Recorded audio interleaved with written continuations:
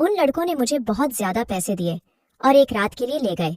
जब पांचों लड़कों ने मेरे जिस्म से अपनी हवस पूरी कर ली तो अचानक उनका छठा दोस्त भी आ गया।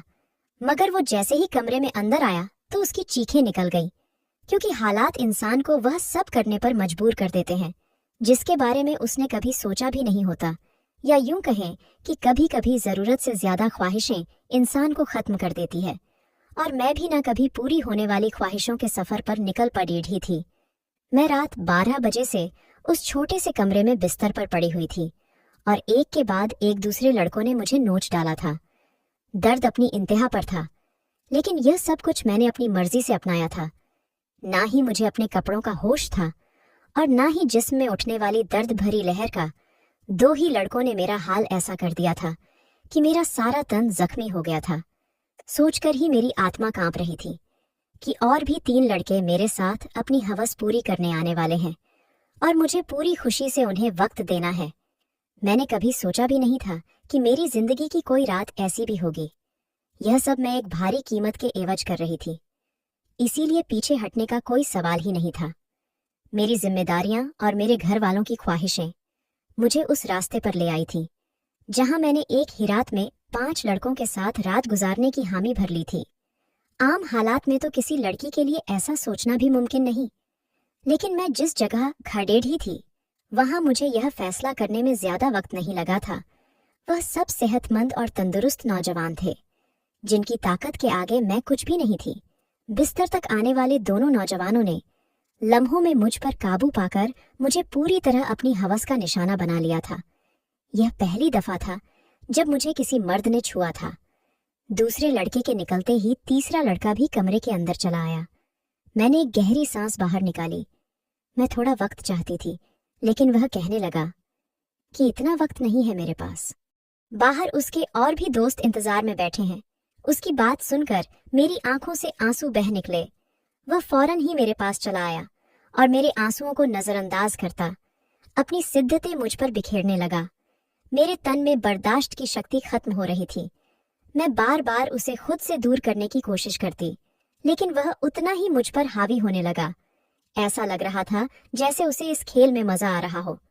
मेरे धक्का देने पर वह पहले से भी ज्यादा जोश में मेरे करीब आता, इसलिए अब मैं उसे रोकने की गलती नहीं कर रही थी और खामोशी से खुद पर गुजरने वाली इस कयामत को बर्दाश्त कर रही थी। 1.5 घंटे तक वह अपनी प्यास बुझाता रहा और जाते जाते उसने अपने दांतों के निशान मेरी गर्दन पर छोड़ दिए और कहने लगा कि अगर इसे दोबारा मौका मिला तो वह मेरे साथ दोबारा वक्त जरूर गुजारने आएगा। उसके जाने के बाद मैंने एक निगाह अपने तन पर डाली तो मैं कांप गई। जिस्म का कोई हिस्सा ऐसा नहीं था जहां जख्म मौजूद ना हो। तीसरे नौजवान ने तो हद से ज्यादा मुझ पर जख्म कर मुझे जख्मी कर दिया था। जगह जगह उसके दांतों के निशान पड़ चुके हैं। और फिर बचे उन 2 लड़कों ने भी 1-1 घंटा मुझे इसी तरह अपनी हवस का निशाना बनाए रखा। उन लोगों को मुझ पर जरा भी रहम नहीं आया था, और आता भी क्यों। उन्होंने एक बड़ी रकम के बदले मेरी एक रात खरीदी थी। वह तो अपना अपना हिस्सा वसूल कर रहे थे और यह एक रात मेरी जिंदगी की काली घनी रात बन गई थी। मेरा हाल ऐसा था कि मुझे कुछ होश ही नहीं रहा था। मैं खुद से करवट बदलने के काबिल भी नहीं रही थी। आहिस्ता आहिस्ता तकलीफ से मेरी आंखें बंद होने लगी थी और तभी ही उन लड़कों ने मुझे बताया कि उनका एक छठा दोस्त भी आ गया है। मुझ में इतनी हिम्मत भी बाकी नहीं बची थी कि मैं उन्हें इनकार कर पाती या इस बात का विरोध कर सकती। जैसे ही छठा लड़का कमरे में दाखिल हुआ और मेरे बिस्तर के करीब आया तो मुझे देखकर उसकी चीखें निकल गई। उसकी चीखें क्यों निकली, वजह जानकर आपके भी रोंगटे खड़े हो जाएंगे। मेरा नाम मधु है और मेरी उम्र सिर्फ 22 साल थी। मैंने ग्रेजुएशन कर रखी थी, लेकिन आज के दौर में ग्रेजुएशन कुछ भी नहीं होती। लोग बीएड करके भी डिग्रियां हाथों में लिए सड़कों की धूल समेट रहे होते हैं। इस बात का सही तरीके से अंदाज मुझे उस वक्त हुआ जब मैं नौकरी की तलाश के लिए निकली। हर कंपनी के आगे नौजवानों की एक बड़ी सी लाइन लगी होती है जो अपनी बारी के इंतजार में थे। ऐसे में मुझ जैसी लड़की को नौकरी कहाँ मिल सकती थी, जिसके पास ना ही तजुर्बा था और ना ही कोई बड़ी डिग्री। मगर नौकरी ढूंढना मेरी सबसे बड़ी जरूरत बन चुकी था, क्योंकि बाबा के स्वर्गवास ने हमारी कमर तोड़ दी थी। बाबा घर में एक अकेले ही कमाने वाले थे और हम 3 बहनें बिन ब्याही घर में मौजूद थीं।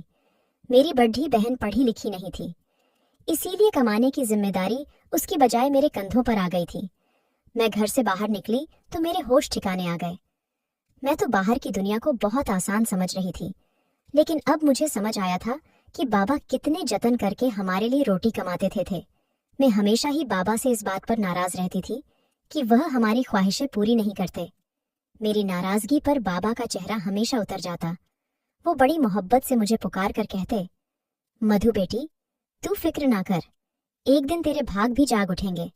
लेकिन मुझे वो दिन अपनी किस्मत में आता नजर ही नहीं आता था। और फिर बाबा नींद में ही ईश्वर को प्यारे हो गए। और जब हम पर सुबह यह बात खुली कि बाबा हमारे बीच नहीं रहे हैं, तब हमें इस बात का एहसास हुआ कि बाबा हमारे लिए कितने अहम थे।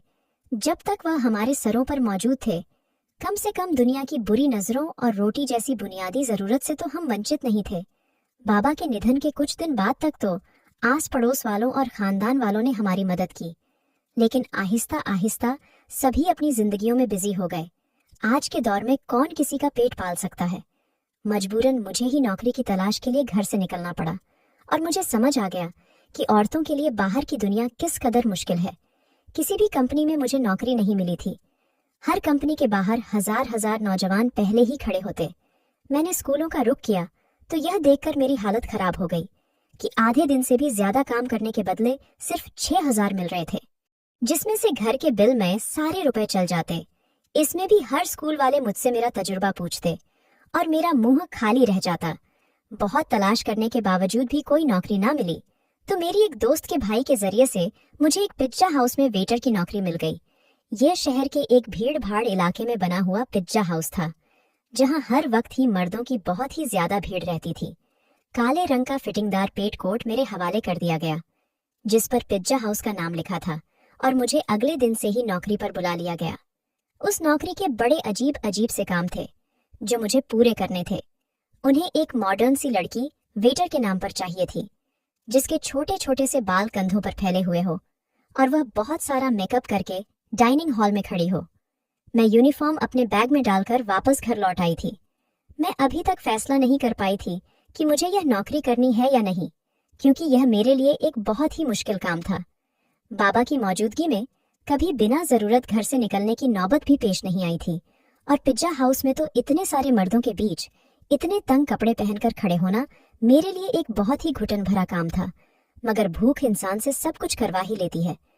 मैं वहां से वापस घर आई तो मेरी माँ दरवाजे पर ही परेशान सी खड़ी थी। मुझे देखकर उनकी आंखों में आंसू आने लगे।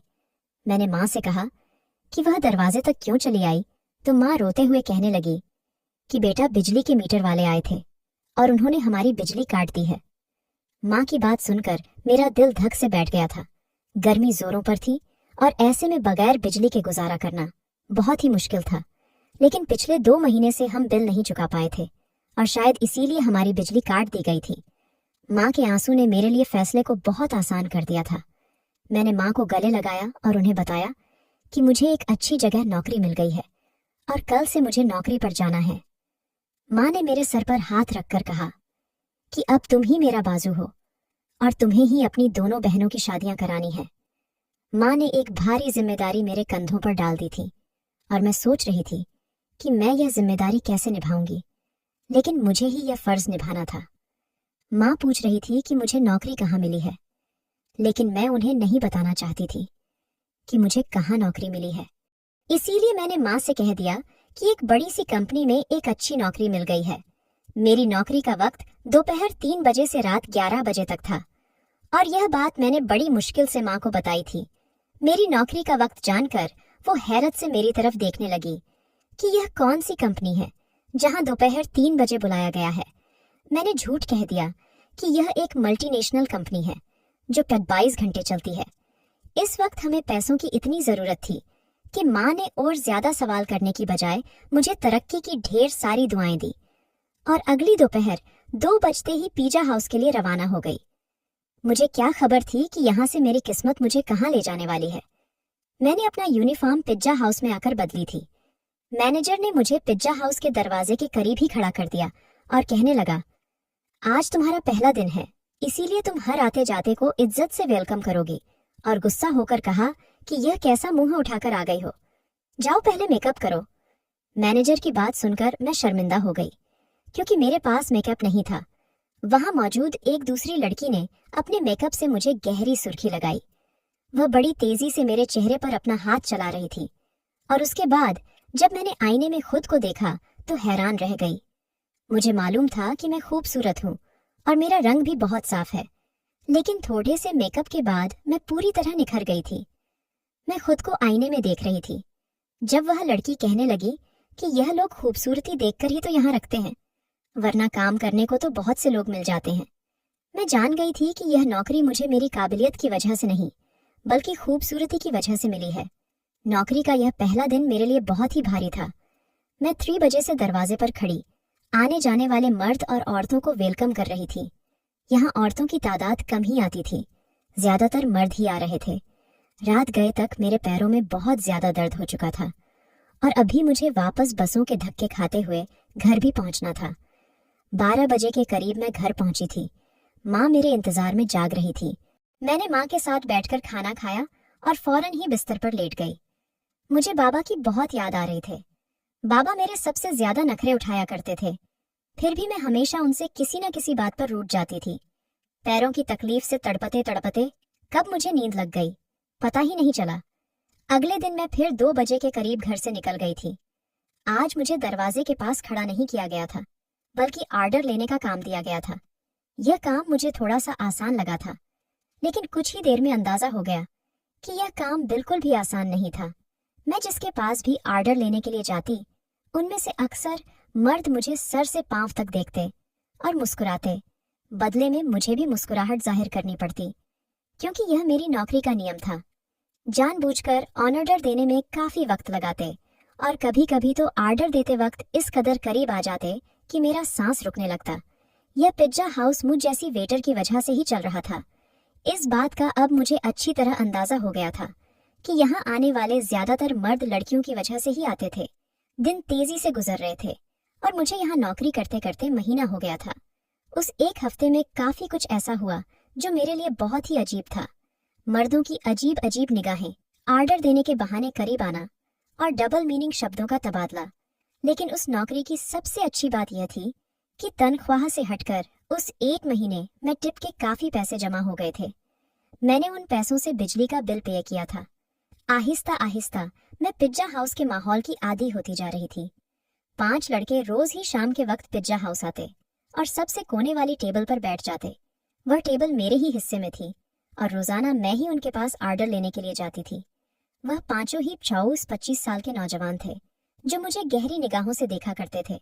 आज भी मैं उनके पास आर्डर लेने के लिए गई तो उनमें से एक पूछने लगा, तुम यहाँ बहुत मजबूरी में नौकरी करती हो ना? मैंने हाँ कह दिया। उसने फौरन ही अपना कार्ड निकालकर मेरे आगे रखा और कहने लगा, तुम बहुत ही शरीफ लड़की लगती हो। अगर कभी किसी मदद की जरूरत पड़े तो याद कर लेना। बिना सोचे समझे ही मैंने वह कार्ड उठाकर अपने कोट की जेब में रख लिया, तो वह मुस्कुरा उठा। उसके बाद यह सिलसिला चल पड़ा। रोज ही मैं उनका आर्डर लेने जाती, और उनमें से कोई ना कोई मुझसे कोई सवाल पूछ लेता। रोजाना होने वाली इस मुलाकात की वजह से हम थोड़े फ्रेंडली से हो गए थे। दूसरा महीना भी पलक झपकते ही गुजर गया था, और फिर माँ ने एक दिन मुझे बताया कि तुम्हारी बड़ी बहन के लिए बहुत अच्छा रिश्ता आया है और वह लोग जल्दी शादी करना चाहते हैं। माँ की बात सुनकर मैं परेशान हो गई, क्योंकि अभी तो मैंने घर का खर्चा ही अपने कांधे पर उठाया था। शादी की जिम्मेदारी का मैं सोच भी नहीं सकती थी। माँ कहने लगी, तू अपनी कंपनी से लोन ले लो। कितनी बड़ी कंपनी है, लाख रुपए भी लोन मिल गया तो तेरी बहन की अच्छे से शादी हो जाएगी। मेरी बड़ी बहन भी 20 साल की हो रही थी, और माँ उसकी तरफ से बहुत परेशान थी। अब मैं माँ को क्या बताती कि मैं तो पिज्जा हाउस पर मामूली सी नौकरी कर रही थी। लाख रुपए मुझे कहाँ से मिलते? मैंने माँ की बात का कोई जवाब नहीं दिया, लेकिन माँ की आंखों में मुझे चमकती हुई उम्मीद साफ दिखाई दे रही थी। माँ को यकीन था कि मुझे कंपनी से लोन मिल जाएगा, और मैं सोच रही थी कि मेरे झूठ ने मुझे कहाँ फंसा दिया है। अगले दिन मैं नौकरी पर भी सारा वक्त परेशान रही, और यह बात मेरे साथ काम करने वाली लड़की ने नोट कर ली। वह मुझसे कहने लगी कि क्या बात है मधु, आज तुम बहुत ही ज्यादा परेशान लग रही हो। मैंने उसे बता दिया कि बड़ी बहन की शादी करनी है और मेरे पास बिल्कुल भी पैसे नहीं है। मेरी बात सुनकर वह कहने लगी, तो इतना खर्चा करने की क्या जरूरत है, सादगी से विदा कर दो। उसकी बात सुनकर मैं सोच में पड़ में गई। वह ठीक ही तो कह रही थी। इतना मसला बनाने की जरूरत ही क्या थी। घर आकर मैंने माँ को यही मशवरा दिया कि वह सादगी से बहन की विदाई कर दे। लेकिन मेरी बात सुनकर माँ कहने लगी कि हर किसी को हमारे मसलों की जानकारी नहीं है। लड़के वालों ने पहले ही दहेज के नाम पर एक लंबी लिस्ट थमा दी है, और अगर मैंने खाली हाथ तेरी बहन को विदा कर दिया तो उसके ससुराल वाले सारी जिंदगी उसे बातें सुनाते रहेंगे। माँ की बात सुनकर मुझे गुस्सा आ गया और मैंने कहा कि ऐसी जगह दीदी की शादी करने की जरूरत ही क्या है। मेरी बात सुनकर माँ नाराज हो गई और कहने लगी, ना जाने कैसे कैसे करके तेरी बहन का एक अच्छी जगह से रिश्ता आया है और तू इसमें भी नुक्स निकाल रही है। अगर आज तेरा बाप जिंदा होता तो मुझे तेरी मिन्नत ना करनी पड़ती। वह खुद ही अपनी बेटी के लिए कैसे भी करके रकम जमा कर लेता। माँ की आंखों में आंसू आ गए थे और उनकी बात ने मेरा दिल भी दुखा दिया था। वह ठीक ही कह रही थी। अगर बाबा जिंदा होते तो वह किसी भी तरह पैसे जमा कर ही लेते। मैंने माँ को गले लगा लिया और उनसे वादा कर लिया कि मैं जल्द ही पैसों का इंतजाम कर लूंगी। मैं खुद भी नहीं जानती थी इतने सारे पैसे मुझे कहाँ से मिलेंगे। बाप का साया वाकई औलाद के लिए बहुत बड़ा आशीर्वाद होता है। वह अपनी जान पर खेलकर भी औलाद को जिंदगी के सारे सुख देता है, और मेरे लिए अपने बाप की जगह लेना बहुत ही मुश्किल था। दिन यूं ही परेशानी में गुजर रहे थे। मैंने पिज्जा हाउस के मैनेजर से पैसों की बात की थी, लेकिन मेरी बात सुनकर जिन नजरों से उन्होंने मुझे देखा था, मैं खुद ही जमीन में गड़ गई थी। वह लड़के अब भी रोजाना पिज्जा हाउस आते थे। मैं उनका ऑर्डर लेने गई तो उनमें से कहने लगा, क्या बात है, आज तो आपका चेहरा बिल्कुल ही उतरा हुआ है। उसकी बात सुनकर ना जाने क्यों मेरी आंखों में आंसू आ गए थे। वह बार बार पूछने लगा कि मैं उसे अपनी परेशानी बताऊं। ना चाहते हुए भी मैंने उसे अपना मसला बता दिया था, क्योंकि मुझे भी किसी ऐसे इंसान की तलाश थी जिसके आगे मैं खुलकर अपना दर्द बयान कर सकूं। मेरी बात सुनकर उनके चेहरे पर मुस्कुराहट आ गई और वह कहने लगे कि इतनी छोटी सी बात के लिए आप इस कदर परेशान हैं। हमने आपको अपना कार्ड इसीलिए दिया था कि कोई भी परेशानी हो तो आप हमें याद कर ले। मैं हैरत से उनके चेहरे देखने लगी। मैं ये सोच भी नहीं सकती थी कि वह 5 अजनबी लड़के मुझे पैसे दे सकते हैं, लेकिन उन पांचों ने फौरन ही मुझे लाख रुपयों की ऑफर कर दी। मैं उनकी तरफ देख रही थी। वह कहने लगे, 1 लाख रुपये देना उनके लिए कोई बड़ी बात नहीं है, लेकिन मुझे भी उनके कुछ काम आना होगा। उनकी बात सुनकर मैं ठिठक गई। उन लड़कों को मुझसे क्या काम हो सकता था, यह बात समझने में मुझे ज्यादा देर नहीं लगी थी। मैंने फौरन ही घबराकर कहा कि मैं एक शरीफ घराने से संबंध रखती हूँ और मैं कोई गलत काम नहीं कर सकती। वह हंसकर कहने लगे कि हमने सिर्फ पेशकश की है, कबूल करना ना या ना करना आपकी मर्जी है, लेकिन आज के दौर में 1 लाख आपको कोई भी नहीं देगा, चाहे वह आपका करीबी रिश्तेदार ही क्यों ना हो। बात तो उनकी भी बिल्कुल ठीक थी, लेकिन मैं अपनी इज्जत गिरवी रखकर लाख रुपया हासिल नहीं करना चाहती थी, इसलिए मैंने उन्हें साफ इनकार कर दिया। मैं हालात से पूरी तरह थक चुकी थी और ऐसे ही थकी हारी जब लौटकर घर आई तो मेरी माँ और बहन मेरे इंतजार में थी। माँ ने बताया कि दीदी के ससुराल वाले 1 महीने बाद ही शादी की बात कर रहे हैं और वह दीदी के साथ साथ छोटी को भी अपने छोटे बेटे के लिए लेना चाहते हैं। इसी तरह एक खर्चे में दोनों शादियां हो जाएंगी। छोटी के रिश्ते का सुनकर जहां मुझे खुशी हुई थी, वही 1 महीने का वक्त सुनकर मेरी जान निकल गई थी। पैसों का कोई इंतजाम ना हो सका था और माँ मुझसे उम्मीद बांधे बैठी थी। मैंने एक नजर अपनी दीदी के चेहरे पर डाली, जहां बहुत समय बाद खुशी की रौनक नजर आ रही थी। मैं भी दीदी के ससुराल वालों से मिली थी। वह लोग वाकई बहुत अच्छे लोग थे, लेकिन आज के दौर में सादगी और बगैर दहेज के कौन दुल्हन विदा करवाता है, वह भी इसी समाज में रहने वाले थे। मैं अपनी बहनों की खुशी को हमेशा कायम देखना चाहती थी। मैंने माँ से कहा कि आप शादी की तारीख पक्की कर दे, पैसों का इंतजाम हो जाएगा। मेरी बात सुनकर तो घर में खुशी की लहर दौड़ गई थी, मगर वह लोग इस बात से बेखबर थे कि ये खुशी उन्हें मेरी आबरू की बर्बादी के बदले हासिल होने वाली थी। अगले दिन मैंने उन 5 लड़कों से हामी भर ली। वो मुस्कुराकर कहने लगे कि हम जानते थे कि आप जरूर मान जाएंगी। उन 5 ने एक रात के लिए मुझे अपने साथ ले जाने की बात की थी।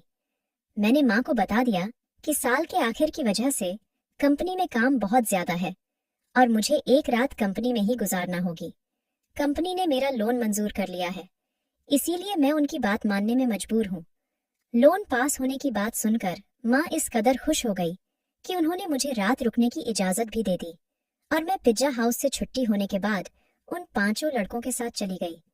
उन 5 ने मुझे अपनी दरिंदगी का निशाना बना डाला और जब छठा लड़का अंदर आया तो मुझे देखकर उसकी चीखें निकल गई, क्योंकि पूरा बिस्तर खून में भीगा पड़ा था और मैं अपनी जिंदगी की शायद आखिरी सांसें ले रही थी। उसने तुरंत ही मुझे अपने बाजुओं में उठाया और गाड़ी में डालकर एक छोटे से अस्पताल में ले आया, जहां शायद उसका कोई जानने वाला ही डॉक्टर था। कई घंटे आईसीयू में रहने के बाद मेरी हालत कुछ बेहतर हुई, लेकिन मेरा जख्मी तन मेरी बर्बादी की गवाही दे रहा था। वह लड़का उन 5 का ही दोस्त था, लेकिन उसके अंदर इंसानियत अभी बाकी थी और उसे मुझ पर रहम आ गया था, वरना शायद मैं उसी बिस्तर पर दम तोड़ जाती। मैंने माँ को फोन करके बता दिया था कि मेरी कंपनी से छुट्टी नहीं हुई है। उस लड़के ने अस्पताल का सारा खर्चा खुद उठाया था और उसके दोस्तों से वो लाख रुपये लेकर मुझे दिए थे। वह 5 बहुत ही अमीर कारोबारी लोगों के बेटे थे, जो चाहते तो बगैर मुझे बर्बाद किए भी मेरी मदद कर सकते थे। मेरे ठीक होने पर मुझे अस्पताल से छुट्टी मिल गई थी और रकम भी मेरे हाथ आ गई थी, लेकिन अब कुछ भी पहले जैसे नहीं रहा था। उस लड़के ने मुझे अपनी फैक्ट्री में नौकरी की ऑफर दी थी और यकीन दिलाया था कि मैं वहां इज्जत से नौकरी कर सकूंगी। आज मेरी दोनों बहनों की शादी हो गई और मैं उस लड़के की फैक्ट्री में नौकरी कर रही थी। एक बात मैं अच्छी तरह जान गई थी कि आज के इस दौर में बगैर किसी मतलब के मदद करने वाले लोगों की गिनती ना होने के बराबर है। हमेशा नौकरी करने वाली लड़कियों को इज्जत की नजर से देखें, क्योंकि वह बहुत ही मजबूरी की हालत में अपने घरों से निकलती है, चाहे फिर वह तंग कपड़े पहनकर किसी पिज्जा हाउस के दरवाजे पर ही क्यों ना खड़ी हो। दोस्तों, वीडियो कैसा लगा कमेंट करके जरूर बताना और हाँ, लाइक, चैनल को सब्सक्राइब जरूर करना।